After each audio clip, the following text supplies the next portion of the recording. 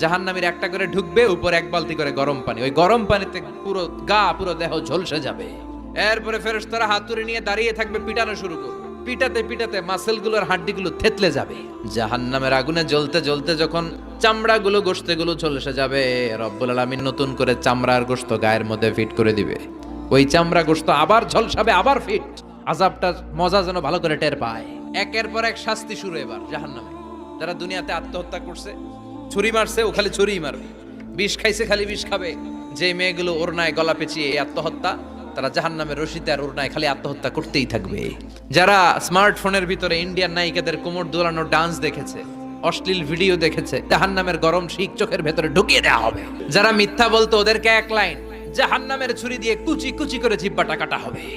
অন্যের জমি মেরে খেয়েছে এরকম ডাকাইত আসরা নাই, 7 জমিন ওর কাঁধে তুলে দেওয়া হবে। এবার কারে কর, গিবত করে চগল খড়ি আছে না নাই?